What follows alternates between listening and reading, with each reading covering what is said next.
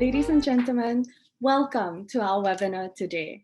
Good morning, good afternoon, and good evening to wherever in the world you might be. I am Alethea and I'm the Pada Youth Ambassador. I also spearhead member engagement for the association. Welcome to today's webinar in celebration and in support of International Women's Day. So today we are very honored to bring female industry leaders who exude fierce self-compassion, who are unstoppable, confident, bold, and constantly are challenging the status quo to our Pata stage today. We hope that through the sharing of their stories in today's webinar, you can see the wholeness that we are all made for, having the capacity for not only softness, but for also fire at the same time. When both are present, it creates a caring force that can be used to transform the world around us. We will also have a friendly fireside chat in today's webinar that has a conversation between Pata CEO Liz Artigra and Andrew Chan, CEO of ACI HR Solutions. They will examine the current state of the industry in regards to gender equality and address how the industry can help empower the next generation of women leaders to build a more equitable travel and tourism industry. So before we begin, just some housekeeping announcements. Please, as usual, introduce yourself in the chat function to the speakers, the panelists, and all the attendees here at our webinar today. We would love to hear from our international community around the world.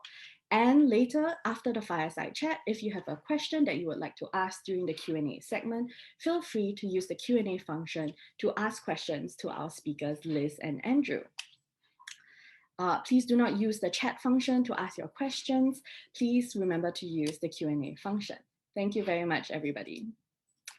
Just to give you an idea of what we will be going through today, we will have opening remarks by Liz Artigra, and after that, a segment on women leadership and mentorship from several strong female voices in the travel and tourism industry.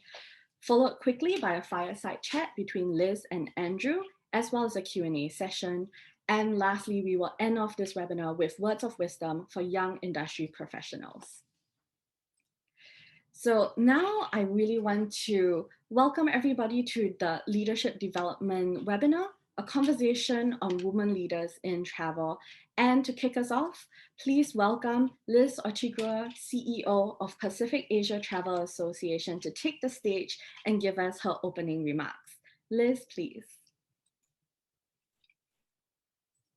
Thank you, Alethea. Good afternoon, and thank you everyone for joining us as we celebrate International Women's Day, a global day celebrating the social, economic, cultural, and political achievements of women, and is a call to action for accelerating gender parity. Today's Pata stage is dedicated to a topic that is near and dear to my heart, developing women leadership in tourism. And I'm happy to be accompanied by the voices of other strong women leaders in tourism who are great colleagues from our Pata global community. Early in my career, it was quite common for women bosses to be harder on their female team members. They didn't want to be viewed as being too soft or giving any favors, so they did the opposite, and they were tougher on their female direct reports. I recall hearing once in my first career that it would be hard for me to get a promotion because my voice was too feminine. That's interesting since I wasn't a singer or an actor where it should matter, but I was a scientist at the time. There's one famous Silicon Valley entrepreneur who dropped her voice to sound like a man, so maybe she took the feedback more seriously than I did. Well, hopefully those days are over. In the past few weeks, I invited some of my fellow women travel leaders from across the region and the globe and asked them if they would give a few words of advice for the next generation. The response was overwhelmingly positive. These very busy women put their heart and minds into giving their words of advice. Thank you to these supportive industry friends who responded so eagerly and sincerely to our call to action to celebrate equality and stand beside me in championing this cause. Today's webinar is part of a larger campaign that aims to amplify the voices of strong female leaders within our network, showcase their existing actions, support gender equality within tourism, and encourage others to join us in this mission. The travel and tourism industry can be a strong champion for gender equality and play a critical role in achieving the objectives of the heart of the 2030 Agenda for Sustainable Development. In particular, the commitments to gender equality and the empowerment of women, which is Sustainable Development Goal 5. However, today, while women represent 54% of people employed in tourism, in Asia, that number even goes up to 60%.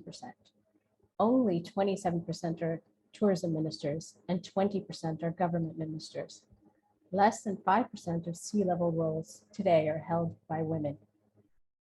In addition, women in tourism earn 14.7% less, and a high proportion remain in the low-skilled or entry-level positions throughout their lifetime. It's time to support change. As PATA works as a catalyst for the responsible development of travel and tourism to, from, and within the Asia-Pacific region, our core values are focused on a multi-stakeholder, holistic, and transformative approach. This can never be achieved when segments of society, economy, or environment are unbalanced. The issues facing women in tourism, where they make up the majority of the tourism workforce, is an imbalanced one that must be addressed. Therefore, the responsible and sustainable development of travel requires innovation and systematic reform that includes the empowerment of women. We can do better, even as we struggle to recover from the impact of the pandemic. Our recovery should be designed to ensure resilience and inclusiveness in recognition that women have been the backbone of the tourism industry's workforce. The impact of the pandemic led to the disproportionate loss of employment suffered by women. The sector's restart and recovery must address their specific needs.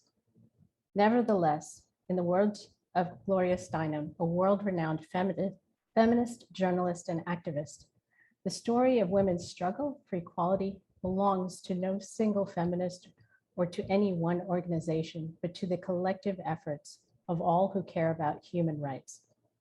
That is why it's important that the issue of gender equality has a place in our daily conversations with each other and is given thoughtful consideration within our businesses as we plan and strive for recovery. Now more than ever, we must support each other and find a way to move towards a brighter, more inclusive future together where no one is left behind. Thank you for joining me today to celebrate International Women's Day and for supporting diversity, equity, and inclusion. Enjoy today's webinar. Thank you so much, Liz, for those opening remarks. You really couldn't have said it better myself.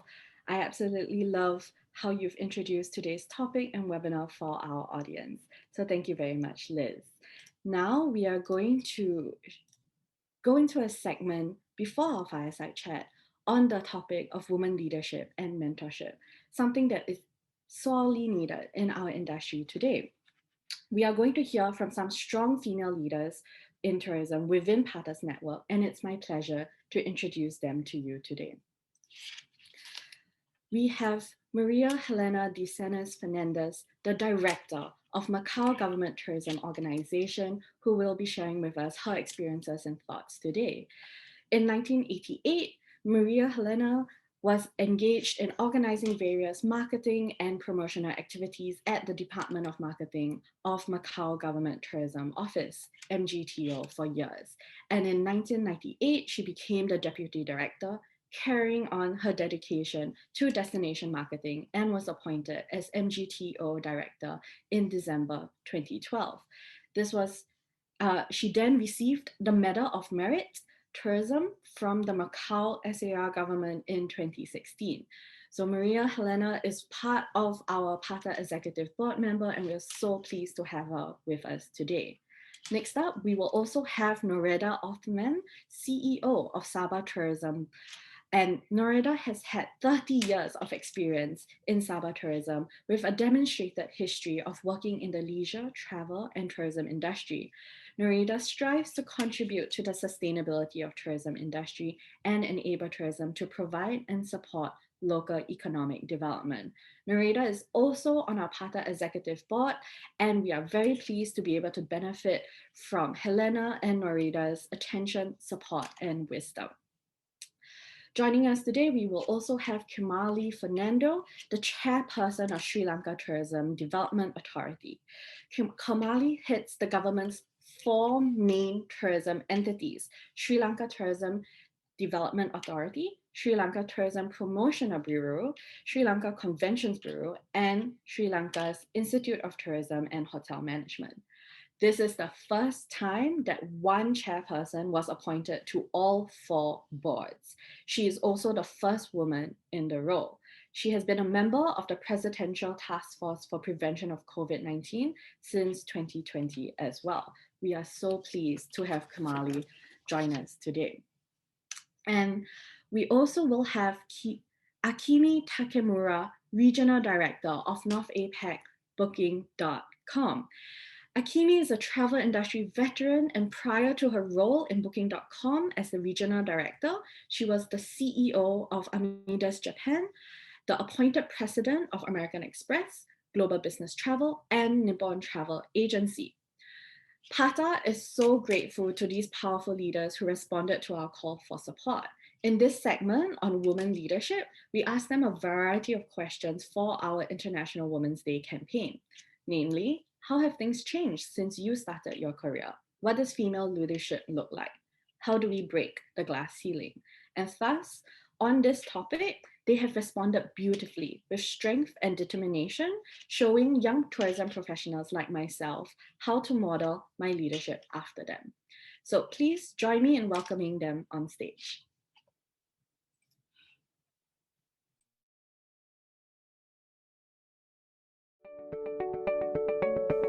How has the industry changed in terms of women leadership and empowerment compared to when you first started your career?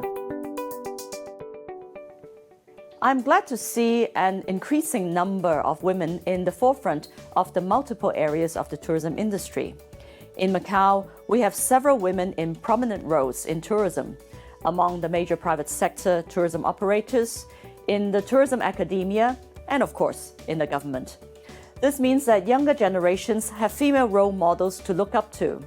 Given that tourism is a leading industry in our city and a coveted career path, I believe that more and more women are expected to be taking leadership roles in the future. How has the industry changed in terms of women leadership and empowerment compared to when you first started your career? I believe empowerment doesn't necessarily relate to gender. However, specifically for women, empowering each other is essential for us to move forward. Not only just empowering to become a leader, but empowering each other to ensure that we have confidence in ourselves, confidence in making our decision in our everyday life, be it personal or workplace. In the travel industry, I believe there has been studies to say that largely the majority of the workforce in the tourism industry are also by the women. And I believe today in Malaysia, we have hotel general managers who are women. We have women CEOs in different fields. So the women are getting there in terms of leadership position. What is your leadership style, and what are the most impactful management styles in the sector of the travel industry that you represent? I would say that I have like a no-nonsense, let's get the job done kind of approach with not much bells and whistles. After I study what needs to be studied, talk to the experts, create a strategy and a plan, I'm fearless. I'm prepared to get the job done. I'm willing to put in the hours, the long hours that I expect of my team to get the job done. And I think my sports, where I swam for Sri Lanka, I remember planning, being physically fit, and when I got into that water with the noise level, I ignored the noise level and proceeded on to achieve the targets. And I'm someone who loves the country. I'm doing an honorary job, and I do not look to make money, and I'm willing to do what's right.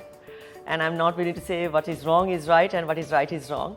So I guess I'm fearless, willing to put the long hours and do something really, really productive and beneficial to this country.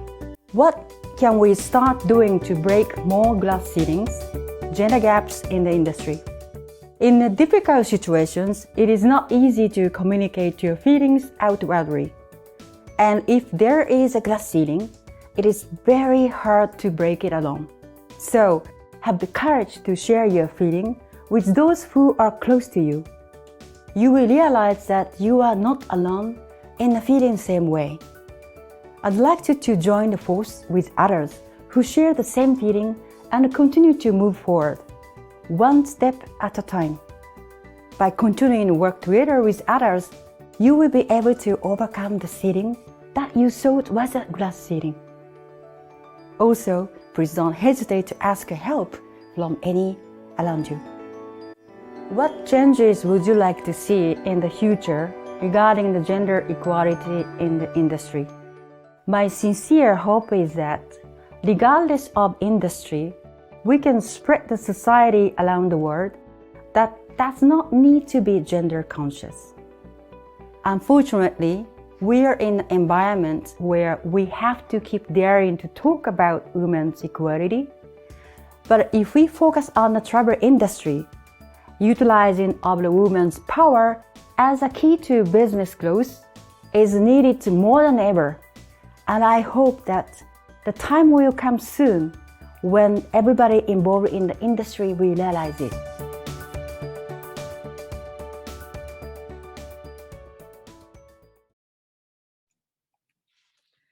My sincere thanks to all our speakers for sharing their experiences, advice, and support with us today. Now we are going to dive into a fireside chat with Liz Artigra, Pata CEO, and Andrew Chan, founder and CEO of ACI HR Solutions. Just one moment while I share my screen. So please allow me to introduce Andrew. Thank you for joining us on stage, Andrew. Andrew Chan is one of the leading human capital experts and recruiter in the travel, tourism, and hospitality sector for this region. ACI HR Solutions is Asia Pacific's largest recruitment agency dedicated to the travel and hospitality sector. Andrew has worked in many facets of the industry, commencing his career as a travel agent in Australia, subsequently joining the airline industry, working with Cathay Pacific Airways and Singapore Airlines in customer service and business development roles. Andrew's experience includes working for brands such as Stanford Hotels and Resorts and the Carlton Hotel Group, and later joining Hospitality Marketing Concepts as their Director of Business Development. So Andrew, thank you very much for joining us on stage. Liz, I want to hand over the stage to you officially, and please take us away for a 20-minute fireside chat, followed by a Q&A later. So to our audience, if you have any questions that you think about during the fireside chat, please feel free to already start adding it in the Q&A function below. Have a lovely time. I'll see you later. Thank you, Alethea. And thank you, Andrew, for joining me. Not only is Andrew a good industry colleague, but he's also a great friend. And we've spent many hours over a beer talking about topics like career development for women, women leadership in tourism. And so I'm really happy to have this friendly conversation today to share some of what we feel and think about opportunities for women with this bigger audience. So thank you. Well, thanks for having me. And I've got to say, I'm truly honored, and probably for one of the very first time, a little bit intimidated now. Well, we do have a portfolio of great women leaders supporting us. So I was almost brought to tears because, like I mentioned, when I was younger, women leaders were really tough on you. And just the voices of support from across this industry have just been overwhelming. All of the women I reached out to said yes, and it was amazing to see them. So today's webinar, we only have 20 minutes, and I know you and I can talk for hours on this particular topic, but I picked 4 specific topics. Let's see if we can get through all of them today. One is on unconscious bias. The second is on the confidence gap. The third is the value of masculine versus feminine leadership skills. And then the fourth, if you can get there, is the value of diversity inclusion. So maybe to kick off on the topic of unconscious bias, you know, I would say even the best intentioned leaders have shown to have unconscious bias, because it's a natural inclination for us as human beings to gravitate to, people that are like us, things that are comfortable. I was really surprised a few years ago when I was attending Stanford executive program. I heard about a study that has been done globally and has been repeated many times. And it basically said that they did a study taking the same resume with the name of a white male at the top, and then they replaced the name with different ethnicities, and they put male and female names. I was really kind of shocked and disappointed to find out that the lowest response rate was basically for if that same resume had the name of a woman, an Asian woman on it, the response rate dropped by comparison to the white male down to 15%. And this was pretty eye-opening for me to see that this could happen. I'd love to hear your views about, do you feel that employers often have either conscious or unconscious bias when they have a role to fill? Well, I think you and I have had this conversation. Like you say, we only have 20 minutes, but we've talked hours about this, haven't we? So the honest answer is, yeah, absolutely. Obviously in my line of work, I work with a lot of hiring managers, and sometimes we do have very frank conversations about the type of individuals and talents that they're bringing into their organizations. And let's get the elephant out of the room, and I think, one of the biases and perception of women leaders and executives when it comes to recruiting is, well, how much time are they going to go off on maternity leave and have babies?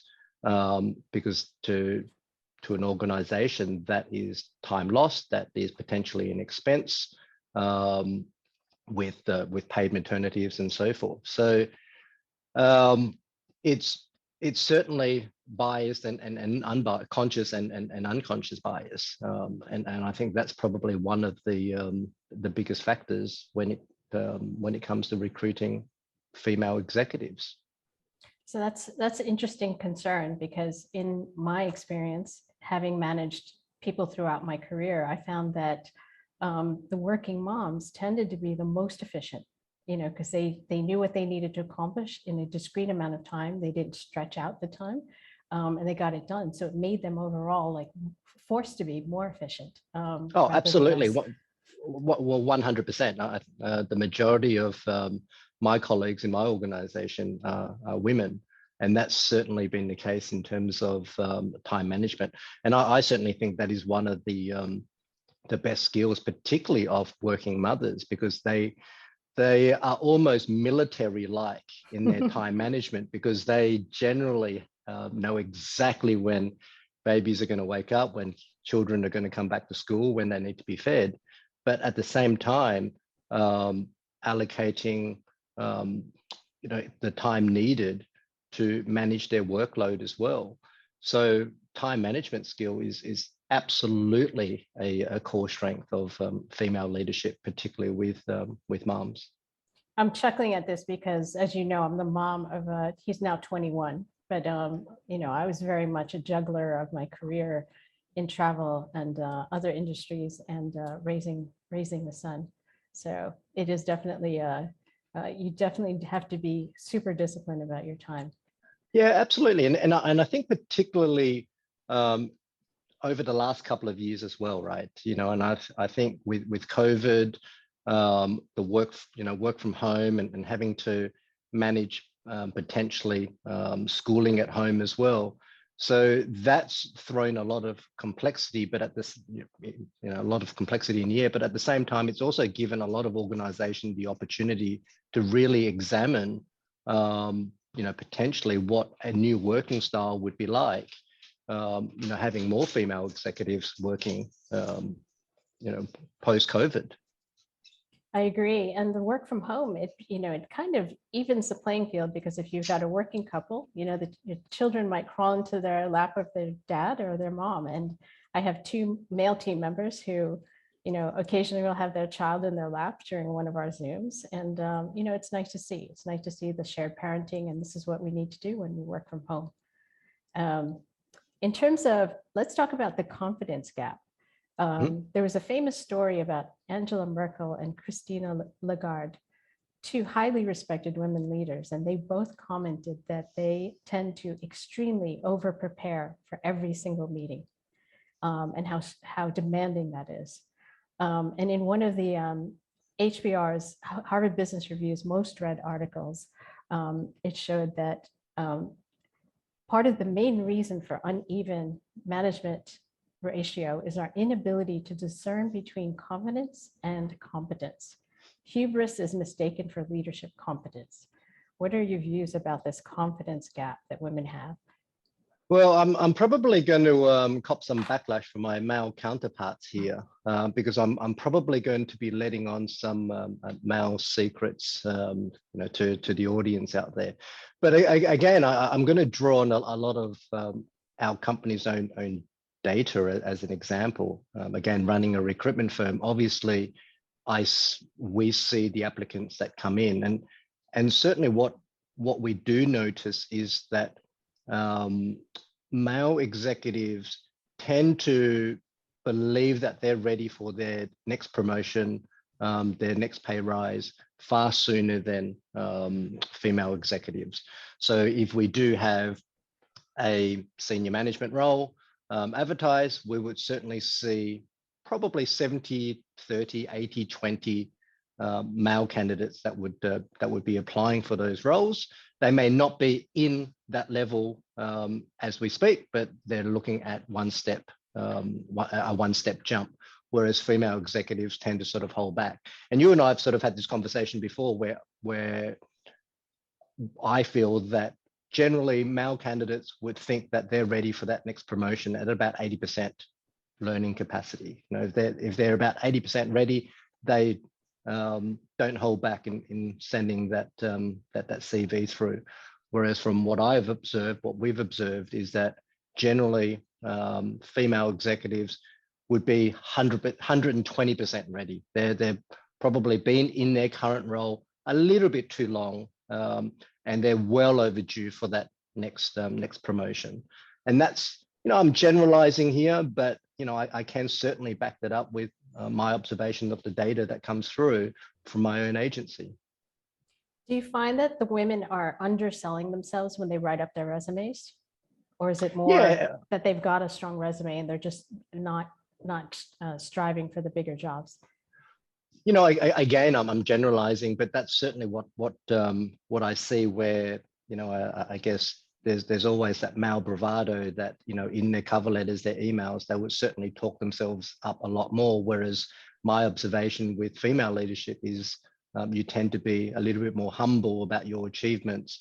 And it's more about what your team has done collectively. Whereas, I think male candidates has always been more about, okay, well, what I have done to take my organization or my role to where I am now. Well, I think that's an important point because as an interviewer, when I've hired people, I will always ask them, okay, great project. What did you do? What was the personal mark that you made on this? And so you think women tend to undersell that? Yeah, I think so. And I think, women probably tend to share their accomplishment with their colleagues a lot more. And so they sort of spread that love a little bit more, where I think, male counterparts would certainly be very open about what they believe that they've done, particularly, as you said, in an interview process. So this brings us to the value of masculine versus feminine leadership skills. And again, in the Harvard Business Review, there was a statement: as long as we associate leadership with masculinity, women will be overlooked. Female managers are more likely to elicit respect and pride from their followers, communicate their vision effectively, empower and mentor subordinates, and approach problem solving in a more flexible and creative way. All characteristics of transformational leadership, as well as fairly reward direct reports. Andrew, do you feel that corporates are starting to appreciate the strengths of feminine leadership skills, or are we still a long way from that? No, I think they are, and I think we're certainly not where we need to be, Liz. But I think as a start, you're in a fantastic position to lead that change now as well.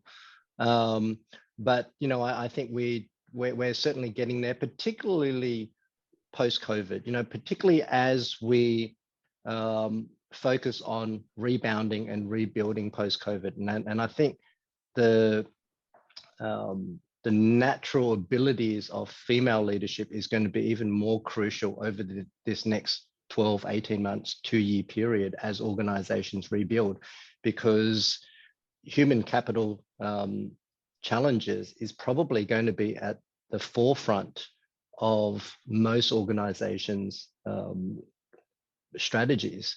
I'm currently down in Sydney at the moment, and I've had various meetings with HR and businesses where they're really starting to struggle when it comes to rehiring people back into their operations. Unfortunately, over the last 2 years, obviously they've had to scale back their manpower, and now that travel has been lifted and restrictions have been lifted and people are starting to travel again, they're now facing a huge talent crunch.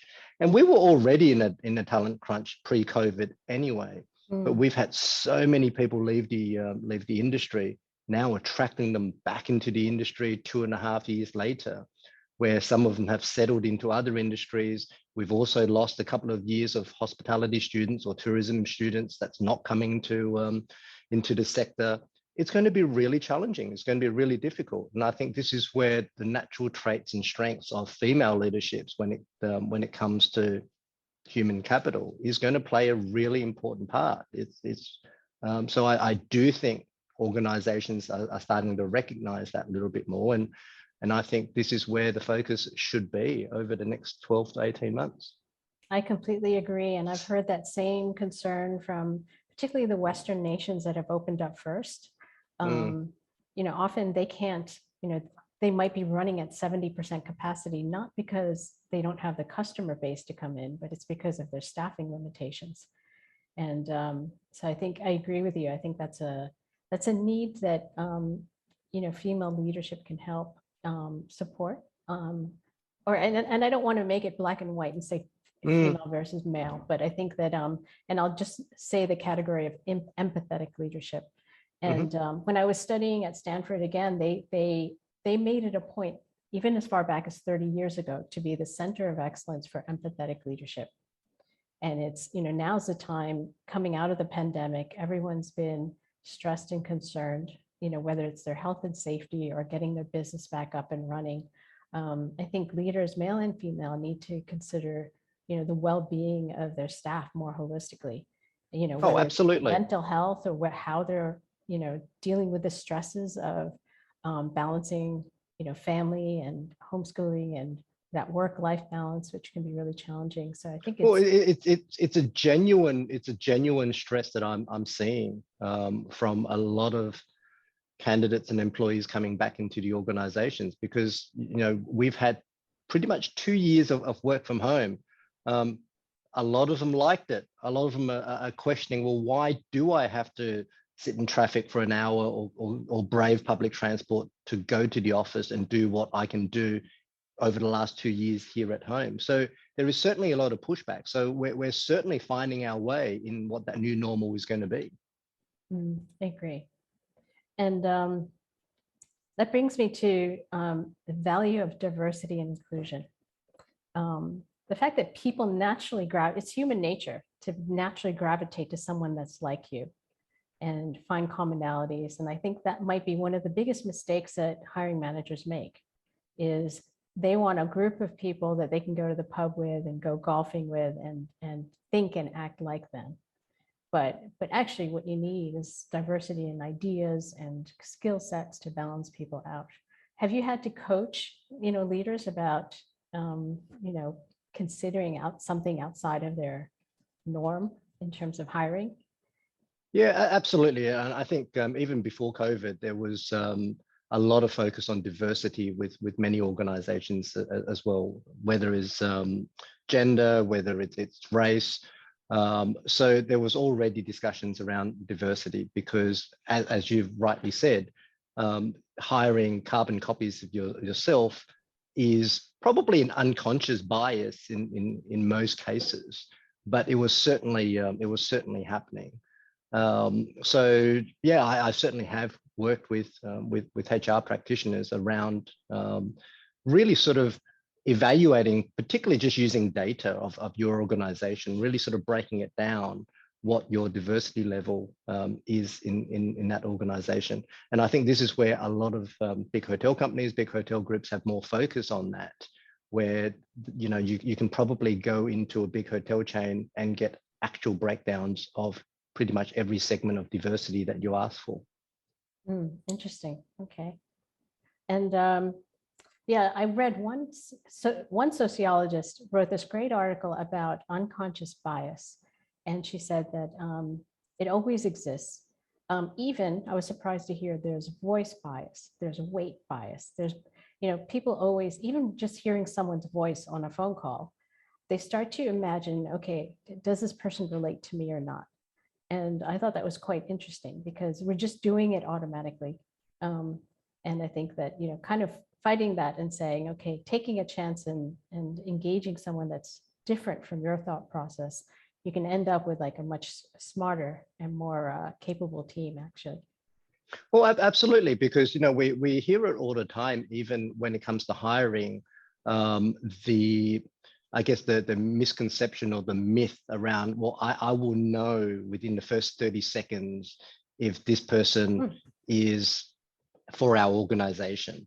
And that truly is a myth. And I think that goes to what you're talking about, which is an unconscious bias, because no, you cannot evaluate someone as soon as they walk into the door. I mean, there are certainly things that you can look out for, and there are certainly red flags, when someone walks through the door. But generally speaking, you're not going to be able to assess someone's skills, capabilities, and abilities within that first 30 seconds. Okay, great. Well, what advice would you give to hiring managers, male or female, if in looking to diversify their team? I think first and foremost is actually to recognize the bias, whether it's conscious or unconscious. Really examine your hiring practices. If you're not already using data, use data. Really measure whether you're an SME, whether you're a multinational, or whether you're just a smaller organization. Really sort of measure your, really measure the data around your team when it comes to your hiring. Well, thank you for that. I'm getting a signal that we need to transition to Q&A, but thank you for always being an advocate for equality in terms of hiring. It's my absolute honor. So thank you, Liz and Andrew, for that absolutely lovely fireside chat.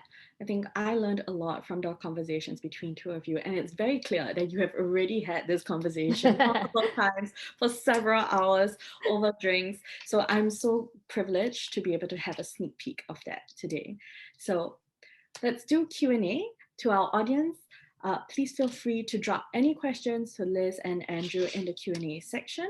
But to kick us off, I do want to ask a question of my own.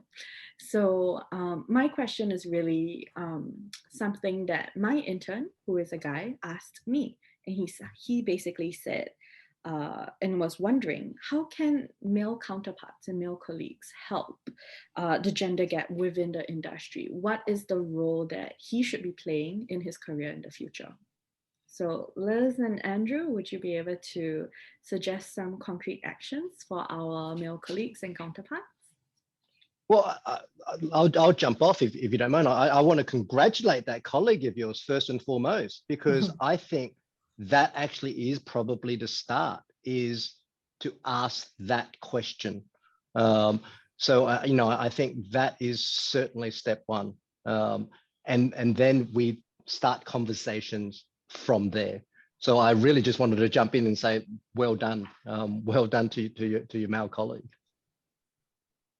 That's step one. Liz? Maybe I would build on that and say, I agree, because I've had male colleagues say the same thing, and that is, it's really important. Women can't be treated equally just supporting each other among the women. It's really important that men recognize the strength of the diversity.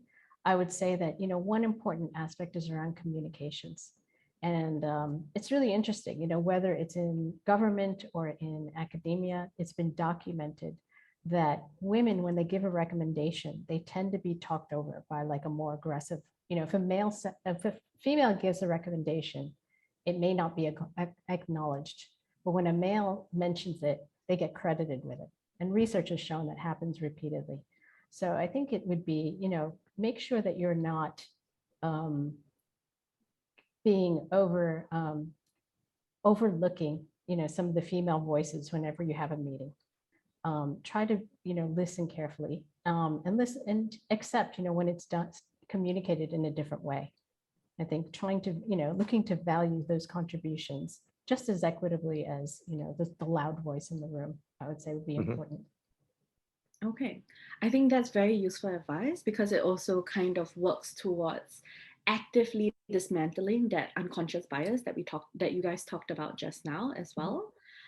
Maybe a follow-up question, as well as this is a question that someone from the audience had asked, and it's circling around this idea of unconscious bias and how do we dismantle it, or how do we deliver unconscious bias training. So I think maybe let me just clarify that question down to this. What are some questions that you ask yourself in your head to dismantle your unconscious bias?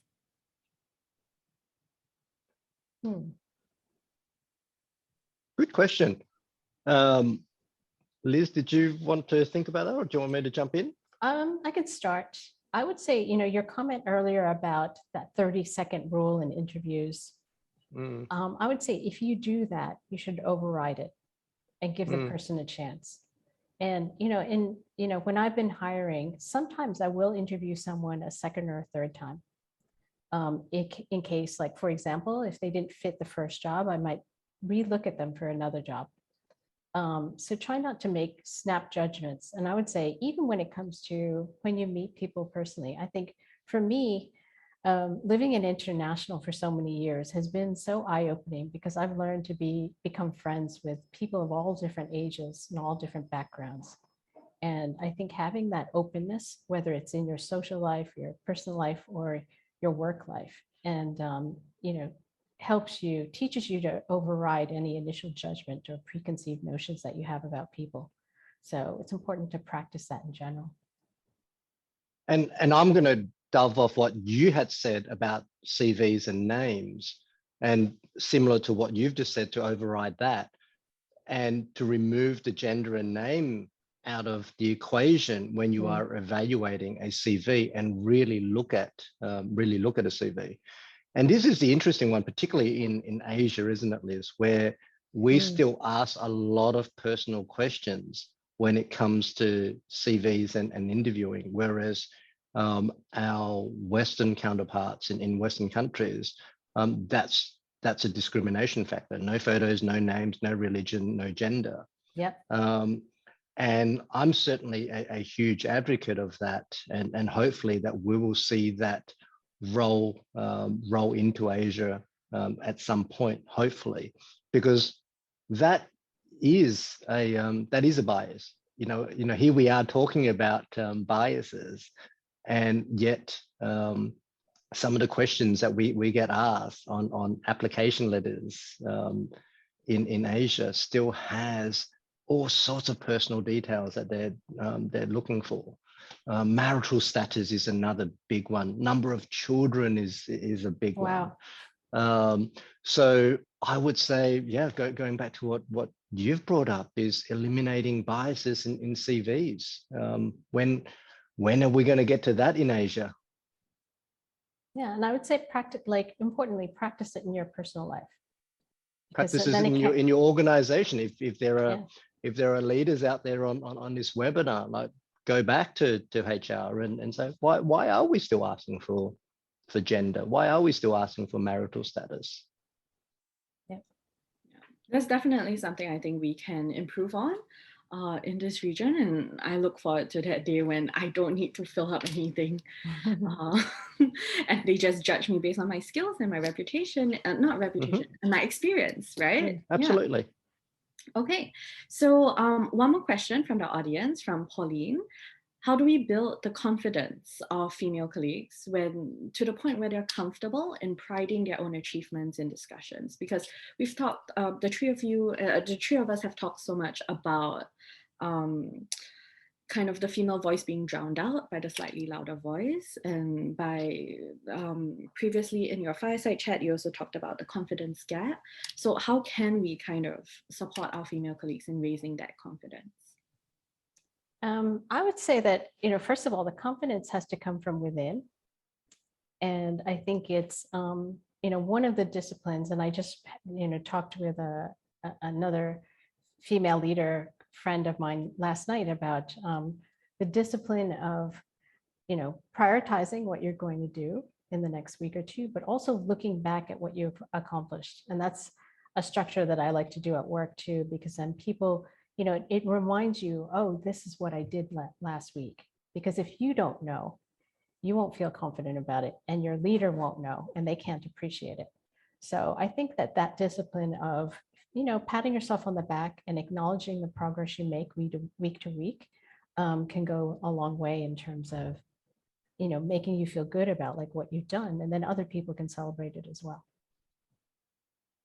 And I guess I would go back to what I've sort of said before, and being the token guy here, I'm going to be letting in all the male secrets. Your male counterparts are just, as Liz said, they're just louder. We're just louder. We're overly confident, and I would say this is why we're sort of having this conversation, Liz, is so that I can, I guess, convey to the female executives out there, you're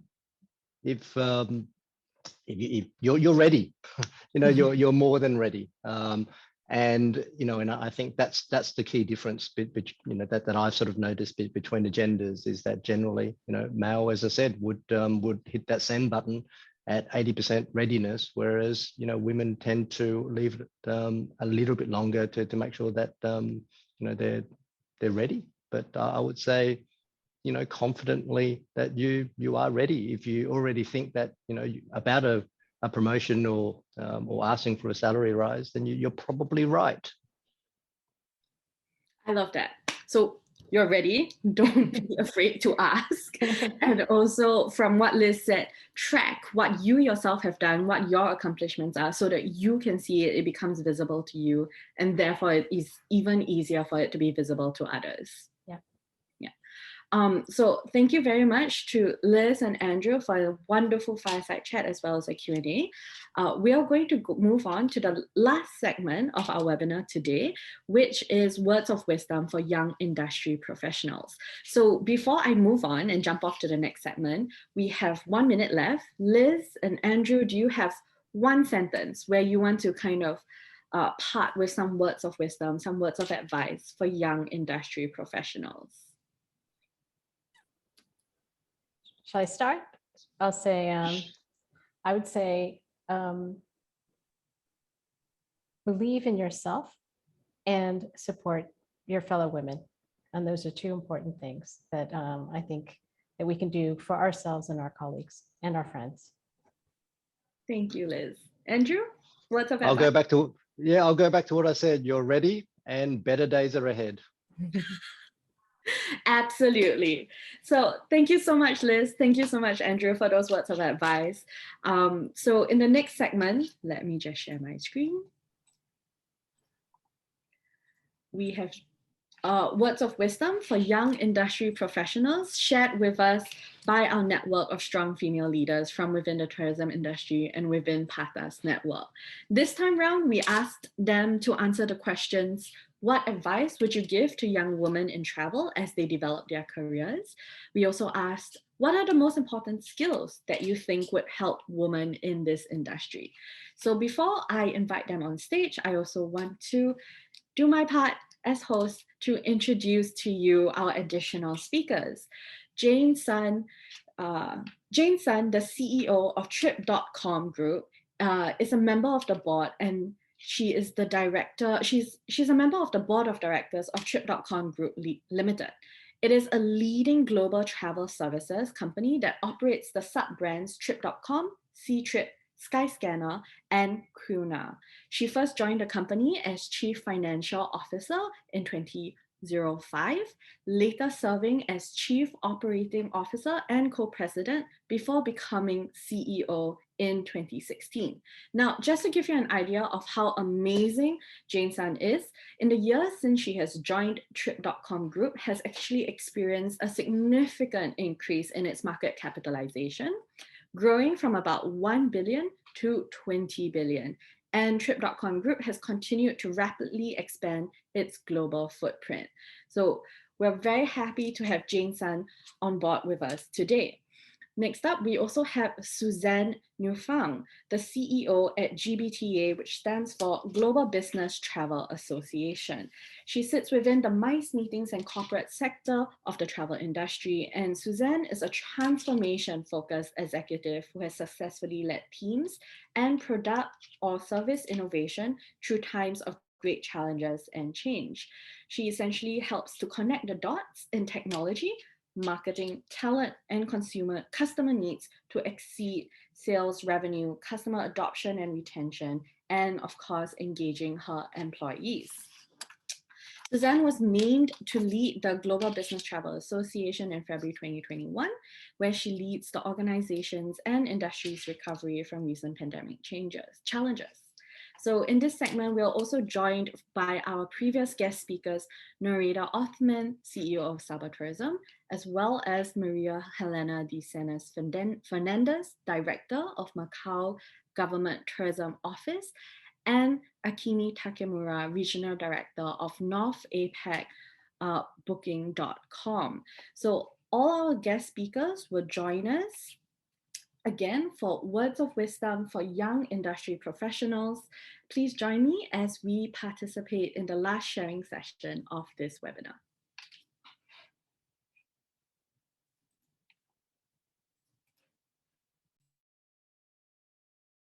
To the young women in travel industry as they develop their careers. Firstly, let challenges make you, not break you. Learn from challenges and commit to doing the right thing for your customers, partners, and employees. Secondly, bridge the gender divide. Single-sex teams with similar backgrounds tend to lack the wide-range perspectives needed to progress in business. It is much better to have diverse teams working together, sharing their skills and spotting opportunities to get ahead. Thirdly, pay it forward. Many people have supported us and given us the opportunity in our career. So we should try to do the same for others, for new generations on their journeys. What advice would you give young women in travel as they develop their careers? Well, for the young women out there, having confidence in yourself is very important. Being resourceful again and being optimistic. Never afraid of one failure, because one failure could lead to more success in the years to come. Small steps can lead to bigger and longer steps if only you are willing to take that step.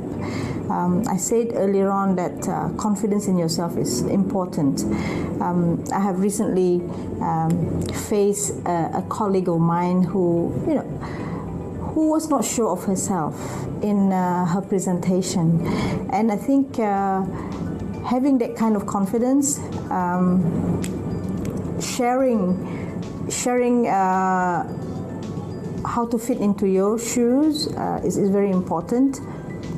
So once you have that confidence in yourself, once you are willing to fail once and succeed 10 times later, will help. What are the most important skills you think would help women in the travel industry? I think the most important skills that help women in the travel industry are flexibility and vision. Because we know in the travel industry there's more than one way to get to a destination, And I think vision is so important because it has to do with what your career means to you, as well as what all of the other things that fill your life mean to you, and how to balance those. I think all of those are very important. What are the most important skills that you think would help women in this industry? If we look at the current global situation, the COVID-19 pandemic has placed front and center some skills that we must cultivate, no matter if we are men or women. First, to be responsive, meaning to be able to swiftly adjust to new realities, revise plans, and give appropriate responses to situations. Another skill on high demand is the ability to forge collaborations. The pandemic has shown us that there is no way around it. We need to work together, create partnerships in order to effectively reach our common goals as an industry. What are the most important skills that you think would help women in this industry? Many customers travel with a variety of the thoughts and purposes. So we need to be sensitive to the expectation of the travel and deliver the best possible experience through the products and services. For this reason, it is very important to be flexible, have a perspective close to the customers, and care for people. And we believe that if we utilize this to our business, it will lead to the growth of the industry as a whole.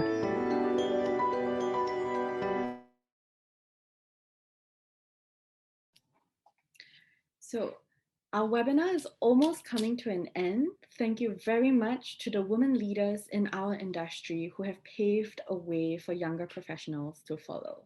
The advice and wisdom today has been so valuable, from the emphasis that you are not alone and reminders to support each other, to highlighting how embracing our emotions can make us a better leader and how we need to have confidence in ourselves to be resilient, flexible, and easily adapt to changes around us.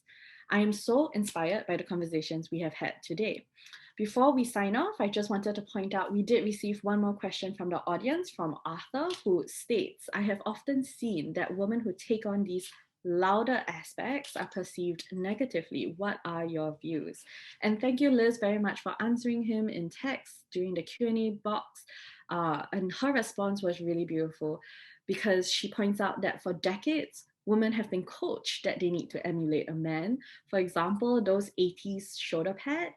And I think much needed and more modern form of leadership integrates traits that might have been considered more feminine, for example, being empathetic, and masculine, being aggressive, comes across with more balance.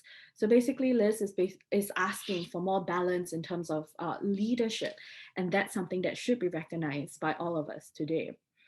So ladies and gentlemen, thank you very much for being our audience today. Thank you very much for coming to our webinar.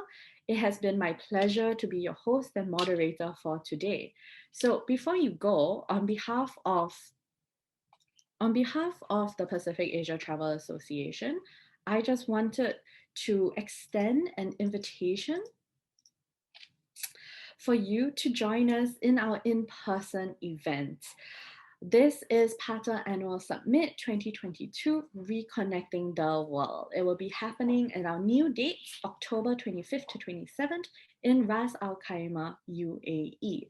It is an in-person conference. We cannot wait for you to be there in person with us, networking, connecting, and rejuvenating the travel industry together. So we hope very much to see you there at our event, as well as any other upcoming events that we will have in the future. My name is Alethea. It has been a pleasure today to host you, and that is the end of our webinar. Thank you very much, everybody, for joining us.